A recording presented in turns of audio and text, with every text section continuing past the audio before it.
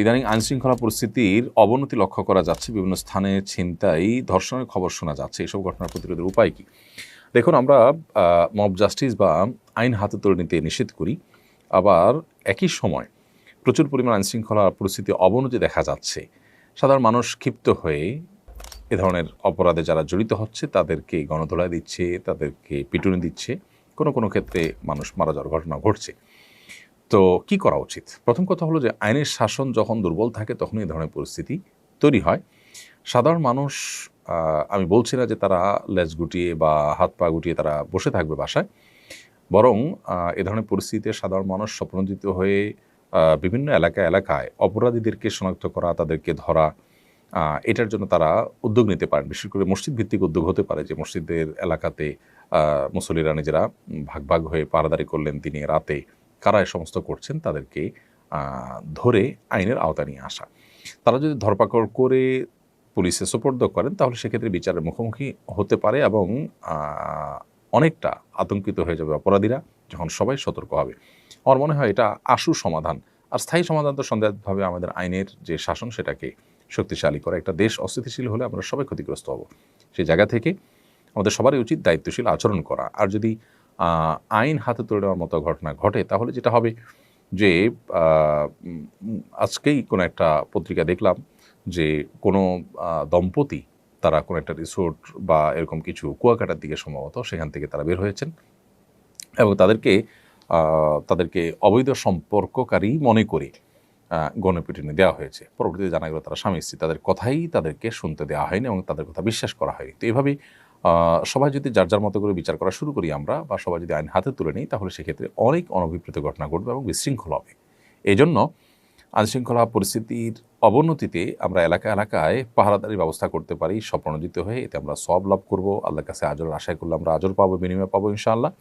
সেই সাথে এটার একটা আশু সমাধানের পথ হতে পারে। বাহ্যত ধার্মিক, দাড়ি রাখেন, টুপি পাঞ্জাবি পরেন, এরকম অনেক ব্যবসায়ীও পণ্য মজুত করে বাজারে কৃত্রিম সংকট সৃষ্টির সঙ্গে জড়িত। এদের কারণে ধার্মিকদের প্রতি সমাজের মানুষের বিরূপ ধারণা তৈরি হয়। অনেকে দাড়ি টুপি নিয়ে ট্রল করেন। এ বিষয়ে আপনার সুচিন্তিত মন্তব্য কামনা করছি।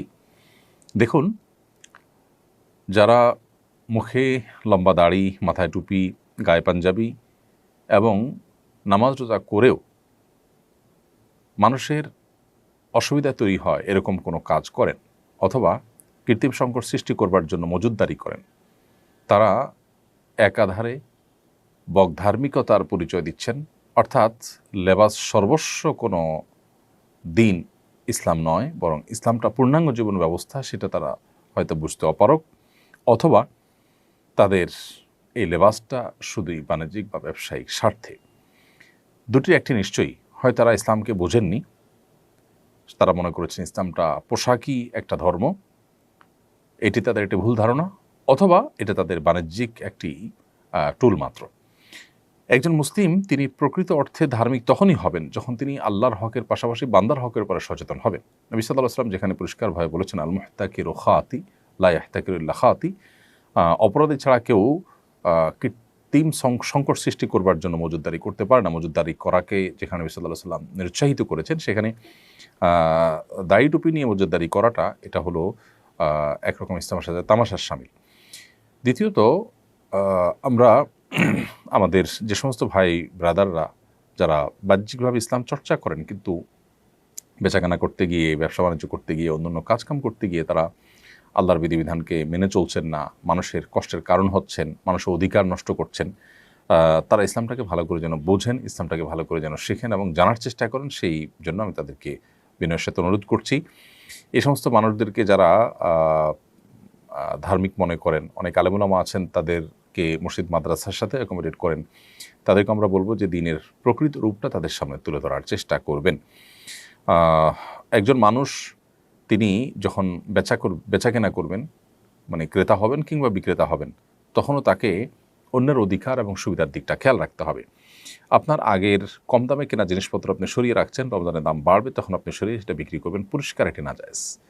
বাজারের স্থিতিশীলতা রক্ষা করার জন্য শরিয়ার নির্দেশ, সরকারি নির্দেশ শুধু নয়, শরিয়ার নির্দেশ হলো আপনি বাজারে স্বাভাবিক আচরণ করবেন, অস্বাভাবিক আচরণ নয়, যা আছে সেটা বিক্রি করবেন, দাম যখন বাড়বে তখন আপনি বেশি দামে পণ্য কিনে সেটা আপনি বিক্রি করবেন সে দামেই।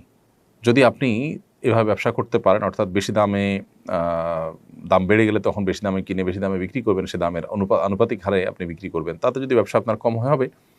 কিন্তু যদি আপনি আগে থেকে মাল স্টক করে রেখে এরপর দাম বাড়ার পর বিক্রি করেন, তাহলে সেক্ষেত্রে এটা হবে কৃত্রিম সংকট সৃষ্টি করা। বিশেষ করে এই ধরনের মাল সরায় রাখার ফলে যে সংকট সৃষ্টি হয়, তার ফলেও দাম অনেক সময় বেড়ে যায়। তো এর জন্য যত মানুষের কষ্ট হবে এবং অতিরিক্ত মুনাফা অর্জন করা হবে এখানে, সেটা অবশ্যই নাজায়েজ এবং গুনাহ হবে। নবী সাল্লাল্লাহু আলাইহি ওয়াসাল্লাম বলেছেন, সবচেয়ে উত্তম মানুষ হলো তারা যারা ক্রয়ের সময় এবং বিক্রয়ের সময় উভয় সময় মানুষের প্রতি সহমর্মিতা, আন্তরিকতা, অন্যের অধিকার এগুলোর উপর সচেতন থাকে। সামহান ইদা রাহিমাল্লাহু ইমরাআন সামহান ইদা বা সামহান ইদা ইশতারা। যখন সে বিক্রি করে তখনও সে আন্তরিক থাকে, বিনয়ী থাকে এবং অন্যের অধিকারের উপর সচেতন থাকে, এবং যখন কেনে ক্রেতা হয় তখনও সে একই রকমের মুড তার মধ্যে থাকে। অতএব দাড়ি টুপি নিয়েও যারা এই কাজগুলো করছে তারা ইসলামকে সঠিকভাবে বুঝতে পারেনি বলে আমাদের ধারণা। আল্লাহ তাদেরকে হেদায়েত দান করুন, আমরা দোয়া করছি। তবে এর কারণে দাড়ি টুপি নিয়ে ট্রল করার কোনো কারণ নেই, কারণ বড় টাকার নোট সাধারণত জাল হয়, ছোট টাকার নোট জাল হয় না। তো এর মানে এই না যে বড় টাকার দোষ আছে। দাড়ি টুপি লাগালে মানুষ ভালো মনে করবে, কারণ দাড়ি টুপিওয়ালা মানুষ সাধারণত ভালো হয়ে থাকে। অতএব লেবাস যদি কেউ ধারণ করে এটা তার ত্রুটি, লেবাসের ত্রুটি না বিধায় লেবাস নিয়ে ট্রল করা না অবশ্যই অনুচিত। মোহাম্মদপুরে এক নারী পাবলিক প্লেসে ধূমপান করেন। এক ব্যক্তি বিষয়টির প্রতিবাদ করেন। বিষয়টাকে একদল মানুষ নারী নিগ্রহ হিসাবে আখ্যা দেন। প্রসঙ্গে স্বরাষ্ট্র উপদেষ্টা জানান, পাবলিক প্লেসে নারী পুরুষ কারো ধূমপান করা উচিত নয়। বক্তব্যের প্রেক্ষিতে এক শ্রেণী মানুষ স্বরাষ্ট্র উপদেষ্টার পদত্যাগ চান। পুরো বিষয়টাকে ধর্মীয় সমাজ তত্ত্বের আলোকে ব্যাখ্যা করবেন বলে আশা করি। দেখুন, নারীবাদ নিয়ে অতিরিক্ত আপনার যদি কচলানো হয় তাহলে সেক্ষেত্রে মানে একটা ভালো জিনিসও কিন্তু খারাপে পরিণত হবে, যেটা আমাদের সমাজে বিভিন্ন ইস্যুতে আমরা দেখি যে হচ্ছে। যেখানে একজন ধূমপায়ীকে প্রকাশ্যে ধূমপান করছেন, পাবলিক প্লেসে কেউ প্রকাশ্যে ধূমপান করলে সেটা তো ইটসেলফ একটা অপরাধ। দ্বিতীয়ত হলো, আপনি যখন রোজাদারদের আনাগোনা আছে এরকম জায়গায় ধূমপান করছেন, তাহলে একজন মানুষ তিনি পান আহার করবেন না, ধূমপান করতে চান না, তাহলে তার রোজার কি অবস্থা হবে? তাকে আপনি ক্ষতি করছেন। তো এই জায়গা থেকে এটা তো অন্যায় সন্দেহাতীতভাবে। মুসলিম প্রধান দেশে বা যে দেশে মানুষ এভাবে দিনের বেলায় কেউ কারোর সামনে পানাহার করে না, সেই কালচারটা এখানে প্রতিষ্ঠিত আছে, সেখানে আপনি এতটুকু শ্রদ্ধা যদি এখানকার ধার্মিক, এখানকার রোজাদারদের প্রতি না রাখেন, তাহলে সেক্ষেত্রে আপনি তো সমাজের মানুষের যে